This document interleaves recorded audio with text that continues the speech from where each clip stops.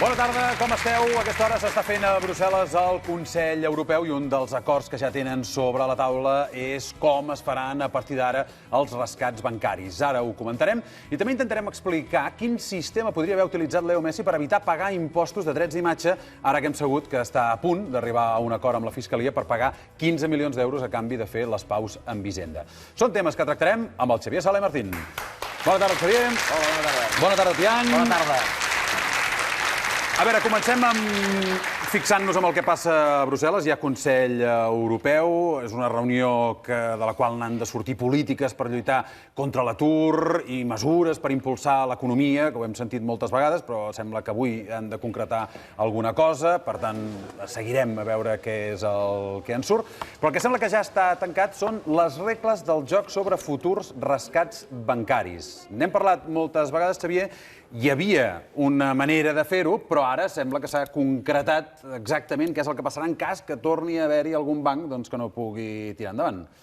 Què és el que diu el Consell Europeu? A veure, la manera tradicional que havien utilitzat fins abans de Xipre era que els governs, bàsicament, posaven calés quan un banc tenia problemes per evitar que tanqués, doncs el govern posava calés, que és el que s'anomenava rescat bancari.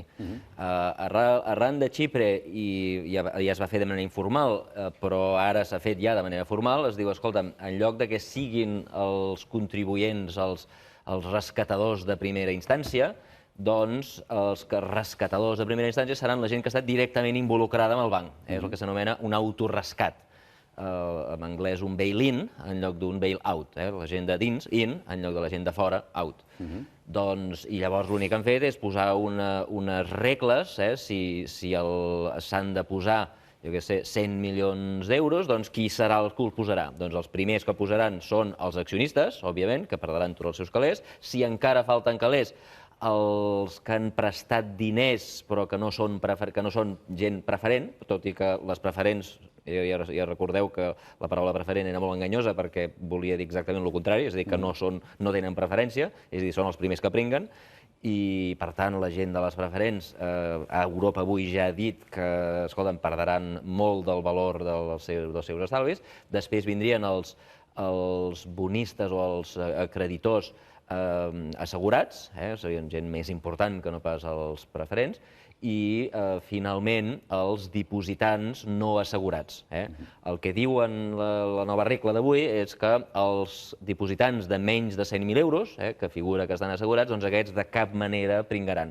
I abans que pringuin ells, doncs el govern haurà de posar calés. Aquí la gran discussió és quin govern. De moment sembla ser que el govern que ajudarà és el govern de cada país, tot i que amb l'ajuda d'aquest fons que es diu MEDE, que ja és el que va ajudar a Espanya, però que recordeu que els diners els va posar el MEDE, però el responsable era Espanya. Per tant, Espanya els haurà de retornar en el MEDE i, per tant, el qui acaba posant els calés és el contribuent espanyol, és a dir, el contribuent de cada país.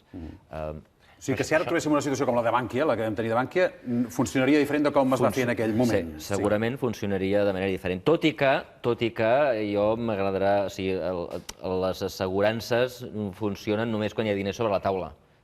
Això de dir que per llei és que els depositants estan assegurats, escolta'm, fins que no hi hagi calés en el fons de garantia de dipòsits, això són paraules. En l'últim moment poden fer com a Xipre, que diu, escolta'm, sí, ja sabem que esteu assegurats, però, escolta'm, us fotem els calés igualment. Al final no ho van acabar fent perquè el Parlament xipriota no ho va voler, però els europeus ja havien proposat, us recordeu, un impost del 6,75% sobre els dipositants no assegurats.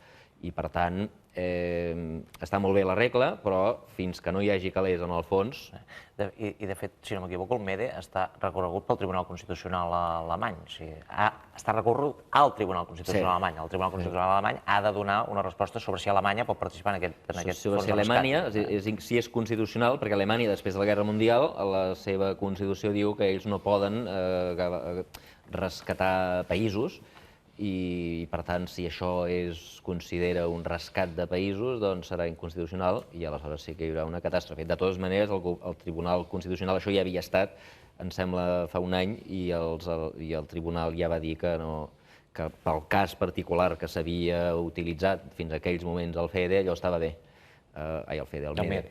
I, per tant, Hi ha l'ombra aquesta del tribunal alemany, és veritat. O sigui que, per tant, per resumir, diríem que els dipositants, o sigui, la gent que té menys de 100.000 euros en un banc en forma de dipòsits, aquests, en principi, Europa vol protegir-los, i, en canvi, els accionistes del banc seran els que hauran de pagar més, i els accionistes preferents, que no són preferents, aquests doncs, també seran els que hi perdran. Sí, hi ha un ordre, han posat un ordre que... També podríem resumir que això d'Europa és molt feixuc, Vull dir que costa molt... Sí, i també veure això d'aquests acords que han de prendre per tornar a impulsar l'economia. Quantes vegades han fet cimeres per impulsar l'economia? Quantes vegades per trobar maneres de lluitar contra l'atur? Avui representa que tornaran a parlar-ne. Estarem... Ja veurem què passa, però efectivament hi ha massa cimeres. Això vol dir que Europa funciona molt malament, molt lentament. Quan els Estats Units es van trobar amb la crisi financera, una crisi financera similar el 2008, al setembre del 2008, escolta, en 15 dies ho van arreglar. Aquí ja portem la mateixa crisi, ja estem al 2013 i encara fins avui no sabem quin és el procediment que s'ha de seguir per rescatar un banc. I, per tant, això és veritat, és un problema que Europa... Un problema polític. Molt bé. Anem per una altra qüestió que també és notícia avui, té a veure amb Leo Messi. Hem sabut que està a punt de tancar un acord amb la Fiscalia de Barcelona per estalviar-se el judici per evasió fiscal. El jugador i el seu pare podrien pagar 15 milions d'euros a Hisenda i així el tema quedaria tancat. La Fiscalia, com recordareu, l'acusava d'haver defraudat més de 4 milions d'euros. Avui volem saber què va fer exactament Messi, o millor dit, què han fet els assessors fiscals de Messi que no fos legal i que li hagi suposat aquesta querella per part de la Fiscalia. Podríem començar, si et sembla, Xavier, explicant com ho haurien d'haver fet perquè no els haguessin denunciat. Bé, jo no sé què hagués pogut fer perquè no els denunciessin, perquè a mi em dóna la impressió que l'han utilitzat. Les autoritats fiscals, les autoritats d'Hisenda tributàries utilitzen el seu nom per donar una lliçó a tothom. Perquè, a veure, els jugadors de futbol tenen dues fonts d'ingressos. Una és el que seria el seu salari, que és el que li paga el Barça, en aquest cas, no? I dins del salari hi ha una part que és pròpiament salari i una part que abans utilitzaven els clubs per pagar menys impostos, que eren els drets d'imatge, que va haver-hi aquells problemes amb el Núñez, que havia pagat menys impostos de dret d'imatge, tal i qual. Al final, tot aquell espectacle es va saldar que, escolta'm, tant si el club et paga perquè estàs jugant a futbol com si et paga per remuneració dels drets d'imatge, tot això és renda del treball i, per tant, ha de pagar l'impost sobre la renda normal i corrent. Com que el Messi viu a Catalunya i és resident a Catalunya, els impostos que paga, que hauria de pagar, haurien de ser del 56%. 56% del que cobri, que no sé el que és. Tant drets d'imatge com sou. La nòmina del Barça, 56%. 56% sense discussió. Sí, sense discussió. Després, òbviament, el Messi, més que altres jugadors, té una quantitat de diners que ingressa per la publicitat. Fa anuncis de Pepsi, de Dolce Gabbana, de Kentucky Fried Chicken, és a dir, té tota una sèrie d'empreses que li paguen calés. Si això ell ho considerés, o si les autoritats fiscals ho consideren també una renda del treball, és a dir, part del seu salari, doncs hauria de cotitzar a Catalunya també el 56%. Això és el que passa, ho consideren així, a Hisenda. Bueno, si es considerés, jo no sé el que considera Hisenda, però si això fos renda del treball, hauria de pagar el 56%.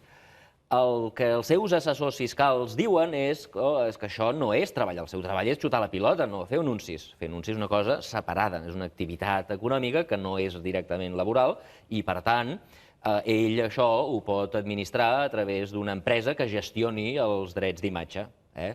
L'avantatge de fer-ho a través d'una empresa és que si això, tots aquests, imaginem que cobra 10 milions de publicitat. Doncs aquests 10 milions de publicitat serien els ingressos d'aquesta empresa, l'empresa Leo Messi Incorporated. Doncs serien els ingressos. Com que aquesta empresa gairebé no tindria despeses, doncs els beneficis d'aquesta empresa serien 10 milions i aleshores pagaria l'impost de societats per aquests beneficis. L'impost de societats és una manera de dir impost sobre els beneficis de les empreses. Com que els beneficis serien de 10 milions, pagaria l'impost de societats de 10 milions.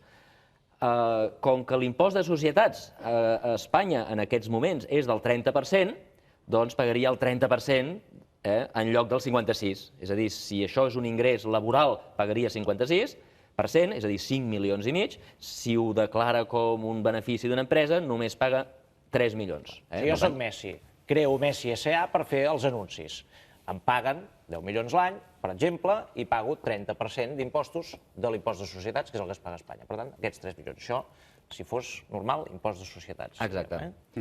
Després, Messi diu, escolta'm, clar, però aquests ingressos no li venen d'empreses espanyoles. De fet, són grans multinacionals que li paguen, no? Dolce & Gabbana és italiana, Pepsi és americana, doncs li paguen calés, i llavors es diu, escolta'm, doncs, si aquesta empresa, en lloc d'estar a Espanya, està a Irlanda, doncs, com que l'impost de societats d'Irlanda és només del 12,5%, en lloc de pagar el 30% dels beneficis d'aquests 10 milions, doncs només hauria de pagar el 12,5%. És a dir, que en lloc de 3 milions, el Messi només hauria de pagar 1.200.000. Fixa't que ja la factura ja ha baixat de 5 milions i mig, o 5,6 milions, a 1,25. Per tant, ja s'estalvia molt fent una societat que sigui a Irlanda. Però aleshores hi ha encara una altra manera de pagar menys. Ni 20,56, ni 30, ni 12,5, sinó de pagar gairebé zero, que és fer un truco que s'anomena, un truco del mandruco, que s'anomena el doble irlandès, que és un truco que fan servir totes les grans multinacionals nord-americanes que operen a fora dels Estats Units. Doble irlandès no és un senyor irlandès que s'assembli a Messi, és un... doble, un doble, es diu doble irlandès perquè és crear no una sinó dues companyies, dues societats, i les dues a Irlanda, tot i que una tingui la seva seu social o la seva seu principal, no a Irlanda, sinó a un paradís fiscal, com per exemple Belize. Doncs bé, com funcionaria això del doble sàndwich? Insisteixo, això és el que fan Google, el que fan Apple, el que fan totes les companyies que tenen molts ingressos a fora dels Estats Units, per no pagar l'impost de societats als Estats Units, que per cert, als Estats Units és encara més alt que a Espanya, l'impost de societats als Estats Units és del 35%, no del 30%, ni del 12,5%, doncs el que fan és crear dues societats. La primera societat és una societat que està a Irlanda, però amb seu a Belize. I el Messi li dona els seus, o li ven els drets de gestió de la seva publicitat en aquesta empresa, empresa a Belize. Aleshores, tenim... Sí, mirem-ho, perquè hem intentat fer el recorregut en el món. O sigui, comencem. Tenim que Messi cedeix els seus drets d'imatge amb una empresa de Belize. Empresa de Belize, exacte. I aquesta empresa de Belize què fa amb aquests diners? Doncs va i li ven a una empresa que és d'Irlanda, la segona empresa, per això es diu doble, doble irlandès, perquè hi ha dues empreses, una amb seu a Belize i l'altra amb seu a Irlanda. La de seu a Irlanda li compra al Messi, perdona, li compra a l'empresa de Belize, l'empresa d'Irlanda li compra a l'empresa de Belize els drets de gestionar els anuncis del Messi a canvi de 10 milions. Per tant, hi ha 10 milions que surten d'Irlanda i se'n van cap a Belize. Aleshores, ara l'empresa d'Irlanda és la que té els drets i els pot vendre. I aquesta empresa se'n va a Dolce & Gabbana, aquesta empresa se'n va a Pepsi i ven, i imaginem que recapta aquests 10 milions. I aquesta és l'operació. Per què és una operació, diguem, des del punt de vista fiscal intel·ligent? Doncs mira, perquè si mirem els impostos que paga la primera empresa, l'empresa que està a Irlanda, l'empresa, recordeu que paga segons els beneficis. Aquesta empresa ha tingut uns ingressos de 10 milions, la publicitat que havia de cobrar el Messi el cobra l'empresa d'Irlanda, però té unes despeses de 10 milions, perquè li ha pagat 10 milions a l'empresa de Belize. Per tant, els beneficis, que són la diferència entre el que ingresses i el que pagues, 10 milions menys 10 milions, 10 d'ingressos menys 10 de despeses, té un benefici de 0. I per tant, com que està a Irlanda, paga el 12%, 12,5% de 0. El 12,5% de 0 és 0. Per tant, l'empresa número 1 d'Irlanda no paga impostos. Què passa amb l'empresa de Belize? Doncs l'empresa de Belize té uns ingressos que rep de l'empresa d'Irlanda, ha rebut 10 milions, que sí? I gairebé no té empleats, és una empresa que està allà, només té una seu social, no té res més, per tant no té costos, i per tant té uns beneficis de 10. L'avantatge de tot això és que a Belize no hi ha impost de societats, i per tant tens 10 milions de beneficis, però els impostos són 0%, 0% de 10 milions també és 0. Per tant, si sumem tots els impostos que paga tot aquest complex, passa a ser exactament zero. És a dir, en lloc de pagar 56% que pagaria si fos un impost sobre la renda, sobre la renda de les persones físiques, si en lloc de pagar el 30% si fos una societat a Espanya, en lloc de pagar el 12,5% si fos una societat a Irlanda, doncs acaba pagant el 0% fent aquest doble irlandès, aquesta doble empresa, una que genera beneficis i costos, l'altra que genera beneficis, però com que les té llocs diferents, cadascuna acaba I això és pagant el que zero. teòricament ha fet Messi? Jo no sé Si això sabem que ho fan Google, ho fa Sí. Apple, ho fa Facebook, ho fan aquestes grans empreses, però Jo, pel que he llegit, jo òbviament no he vist mai els impostos del Messi, però el que llegeixo a la premsa intueixo que més o menys va per aquí. Ell va primer agafar una empresa de Belize i després va anar a Uruguai, o al revés, i també tenia una empresa a Irlanda, i per tant, al tenir aquest triangle, dona la impressió que està fent un doble irlandès. Llavors, això és legal o és il·legal? Exacte. La pregunta que un s'ha de fer a l'hora de mirar si això està bé o està malament és si això és legal. Els Estats Units han anat contra Google, han anat el govern americà contra Google, contra Facebook, contra Apple, contra tots, per intentar recaptar, però això és absolutament legal. Això, la llei d'Irlanda diu que l'empresa de Belize, totes les empreses a Irlanda, paguen no depenent d'on tenen el negoci, sinó d'on tenen la seu. I com que la seu està a Belize, l'empresa de Belize paga zero. I és una llei irlandesa que s'ha de respectar. I, per tant, mentre això sigui llei, tot aquest espectacle és legal. Ens agradarà més, ens agradarà menys. Podem dir que és just o podem dir que és injust. Podem dir, escolta, és que com pot ser que un treballador pagui 56 i el Messi d'aquesta part dels seus ingressos acabi pagant zero? Jo de les coses ètiques no en sé parlar, això s'ha de parlar amb el bisbe. El que hem de parlar és de les coses legals. Si aquest senyor ha fet una cosa legal, no ha de pagar res d'aquests ingressos, si és legal. Però llavors la pregunta és, i per què el tio ha agafat i ha pagat? I sembla que estaria disposat a pagar 15 milions d'euros per... I ni reclamaven 4. No. Ell diu que havia defraudat 4. 4, sí. Però clar, si tu defraudes 4, com que si el que tu evadeixes és més de 200.000, em sembla, doncs aleshores és un delicte. I com que és un delicte, pots arribar a haver de pagar 6 vegades més del que... O sigui, la multa pot ser 6 vegades el que és defraudat, és a dir, 6 per 4, 24, i a més pots anar a la presó. I per estalviar-se la presó i per estalviar-se de pagar 24, doncs accepta pagar 15. Això no vol dir que Messi accepti que és culpable. No vol dir que aquest truco de l'almendruco del doble irlandès sigui il·legal. El que aquí està passant és que al Messi això d'estar als tribunals li fa molt de mal. I li fa molt de mal precisament en el moment d'anar a comercialitzar la seva imatge. És a dir, si tu ets un anunciant de Pepsi i estàs a la tele tot el dia perquè has evadit impostos, a la Pepsi no li agrada això i, per tant, deixes de guanyar calés. I, per tant, Messi pensa, escolta'm, en lloc d'estar aquí 4 anys amb l'espasa aquesta de Dàmocles aquí penjada sobre el cap i sortint als diaris com a besó i tota la gent opinant i criticant, escolta'm, matem-ho. Jo ja sé que no em toca pagar, però jo pago una part, no pagaré els 24, arribem a un acord, que no és ni 4 ni 24, sinó al mig, 15, i a partir d'aquí deixem-ho córrer i deixem de perseguir. És a dir, no cedeix perquè confessa que ho ha fet, sinó que cedeix per evitar que hi hagi problemes d'imatge. El titular groc seria Montoro fa xantatge a Messi. Ja dic que és groc, però si ho simplifiquem molt... Jo no sé el que fa el Montoro. El que sí que sé és que el fet que Messi hagi accedit a pagar no és una confessió de culpabilitat, és simplement una confessió que li interessa més que no es remogui la imatge i poder començar a jugar a futbol una altra vegada, que és el que sap fer, i a fer anuncis i a guanyar calés, perquè, diguem, si el que fa Messi és més o menys el que he explicat, això és absolutament legal i, per tant, no hauria de pagar. El que passa és que ell prefereix no estar 4 anys en els tribunals embrutant la seva imatge i així ja ho deixem córrer. Déu-n'hi-do, últimament també, mira, veia que ha fet Petromiralles, això sobre la manera de gestionar els impostos, hi ha moltes maneres, n'has explicat una, el doble irlandès, però les estratègies financeres arriben a nivells extraordinaris.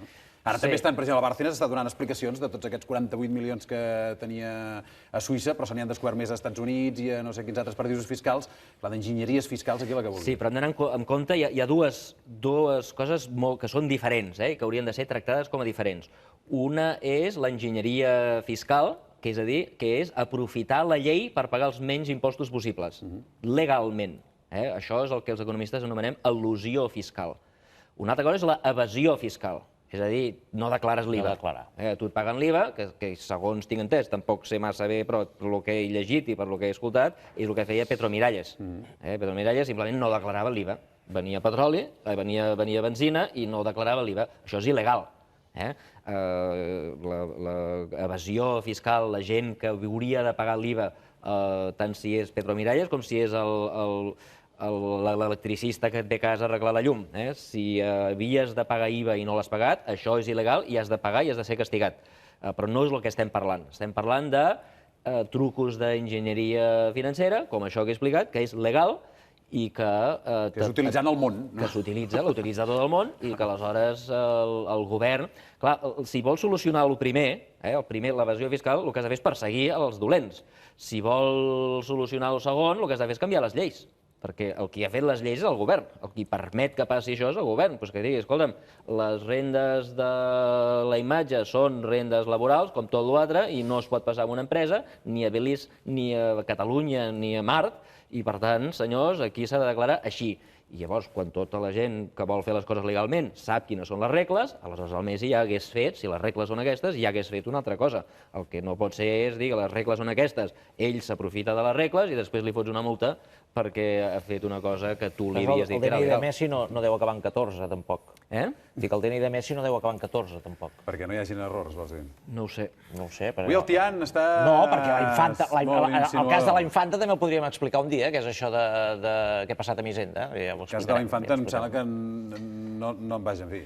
Sembla que la infanta no té res a veure amb això, perquè la infanta... Algú d'Hisenda diu que ha venut un pis i ella diu, escolta'm, aquest pis no existeix, ni l'he tingut mai, ni és meu, i per tant aquí algú ha fotut un error a Hisenda. La pobra infanta no tenia res a veure amb això. Si ara m'ho estàs dient en sèrio? Sí, no? Val. Algun dia hem parlat, si s'arriba a aclarir... No, blanqueig de diners, podem parlar com els blanqueig de diners. Si s'arriba a aclarir, algun dia també podem explicar com funciona això. Anem per una altra qüestió que també ens ha interessat en els últims dies, que és tot això que està passant al Brasil. Suposo que ho heu seguit, el govern va decidir apujar 7 cèntims al transport públic i aquesta mesura, que en principi és petita, ha desencadenat una onada de protestes com feia dècades que no es veien en aquest país. El govern ha rectificat, ha anul·lat la pujada, ha tornat a rebaixar el preu, però les manifestacions i els aldarulls continuen. Què passa al Brasil? És un país que farà el Mundial de Futbol del 2014 i els Jocs Olímpics del 2016. Teòricament és un dels països que en aquests moments anava millor. Com s'explica tot aquest malestar de la població que s'encén amb aquest augment de 0,7 cèntims del transport públic, però que acaba desencadenant, demanant fins i tot un canvi de sistema al país. Sí, a veure, Brasil és un d'aquests països que s'anomenen BRICS, que tothom anomena BRICS, per les inicials Brasil, Rússia, Índia, Xina i Sud-àfrica, BRICS, que són els països que estaven tenint èxit, un gran creixement econòmic des de principis del segle XXI. I el Brasil era un d'ells, el representant de Sud-amèrica d'aquest grup, i durant l'època del president anterior, el José Ignacio Lula da Silva, doncs les taxes de creixement efectivament havien estat espectaculars. És veritat que havia patit la crisi financera l'any 2008, però de seguida es va recuperar amb unes taxes de creixement rapidíssimament al 7,5%, cosa que aquí no ens va passar, aquí ens vam anar enrere i estem anant enrere des de llavors. Ells es van recuperar i tot anava molt bé.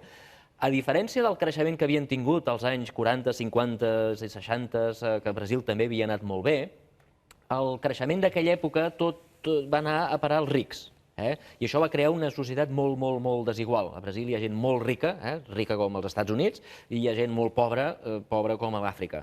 Les desigualtats són brutals. Lula da Silva va guanyar les eleccions dient que la gent menjaria un plat cada dia. Sí, i el Lula, ell era un sindicalista molt d'esquerres, molt radical, que tota la vida havia sigut allò contra el capital i contra les empreses i tal, i havia perdut 3 vegades les eleccions. Però a les últimes eleccions va moderar el seu discurs i va dir hem de treballar amb les empreses, hem de generar creixement econòmic, òbviament el creixement ha de beneficiar els pobres, i va guanyar les eleccions. I ho va fer. Va fer polítiques que no eren radicalment d'esquerres, a diferència del que han fet altres països de Sud-amèrica, com Bolívia, com el Hugo Chávez a Venezuela, o el Correa a l'Equador. Va fer polítiques en les quals es donava moltes beques, per exemple, a la gent pobra, es donava diners a les nenes petites que estaven treballant perquè deixessin de treballar i poguessin anar al col·legi, un programa de grandíssim èxit que ha erradicat una gran part de la pobresa. 20 milions de persones van abandonar l'estat de pobresa durant el seu mandat. Per tant, era un creixement inclusiu. Les desigualtats van començar a baixar, però malgrat totes les coses bones que va fer Lula, va haver-hi una cosa, una xacra durant el seu mandat, que ara està sortint, que és la corrupció. I en particular hi ha un cas molt curiós, que es diu el cas de les mensualitats, que es diu, el Mensalao, que bàsicament el que era que el partit seu, el Partit dels Treballadors, subornava a diputats de l'oposició, amb calés, els donava calés, perquè votessin a favor del president. I això passava durant l'època Lula. Després que va marxar Lula han passat 2 coses. Primera, l'economia no va tan bé, ara ja no estan creixent el 4%, 5%, 6%, 7%, sinó que estan creixent el 0,9%, i això ja comença a crear una mica de malestar, però sobretot estan sortint els casos de corrupció per tot arreu, agreujats per això que deies, tota la grandíssima obra pública que hi ha per fer les Olimpiades, per fer els Mundials, els estadis, a qui se li dona la concessió per construir l'estadi, quins amics tens, allà tot això de l'amiguisme i de no fer les coses bé i de donar la concessió al teu amic en lloc de qui ho fa millor, doncs tot això és una cosa que tothom veu i que no s'ha arreglat. Fins al punt que el Parlament estava discutint una llei, fa poc, fins abans d'ahir, estaven discutint una llei que impedia que els fiscals i els jutges investiguessin els polítics, per evitar que aquest cas que perjudicava els ministres de Lula, que havien pagat calés a l'oposició perquè votessin a favor seu, per evitar que això sortís a la llum. Una mena de llei d'impunitat, era. Una mena de llei d'impunitat. Aleshores, a partir d'aquí, pugen el preu de l'electricitat, tothom s'imagina que això té a veure amb una cosa econòmica. La manifestació del dissabte, 250.000 persones amb cartells contra la corrupció. O sigui, el que s'estan queixant és de la corrupció del sistema polític aquest, una cosa molt similar al que està passant aquí. El tema del Bárcenas, doncs allà passa una cosa molt similar. Doncs la reacció inicial de la presidenta d'ara, que es diu Dilma Rousseff, el que ha fet va ser, doncs, donar diners, o sigui, prometre diners per més educació pública, més sanitat, va fins i tot agafar els diners del petroli, que Brasil té petroli, i els va donar, va dir, els donarem, tots aquests diners aniran a parar, 75% cap a l'educació, 25% cap a la sanitat, però tots els beneficis del petroli aniran a parar als pobres. I el tema és que tot això no ha calmat els ànims. Per què? Perquè el problema no és ni la despesa pública ni la sanitat. Tot això, diguem, estava anant bastant bé, els pobres estaven cada vegada més contents amb el Partit dels Treballadors. El problema és la corrupció. I fins que no s'adonin que el tema és la corrupció, això no pararà. Afortunadament, sembla que en les últimes 24 hores s'han adonat que això és la corrupció.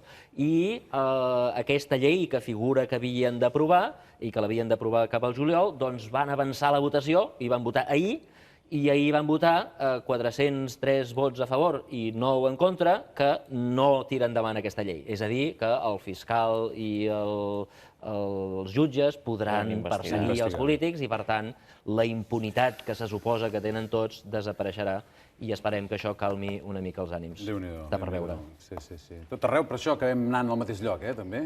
Sí, la corrupció és un tema rampant. A mi una de les lliçons importants d'això és que hi ha països en els quals els polítics acaben escoltant el que diu la gent. I això és una lliçó que altres països haurien d'aprendre. Hem de sortir a milers al carrer. Així és com es canvien les coses. Xavier, moltes gràcies. Aquest aplaudiment pel Xavier Sala i Martín una setmana més.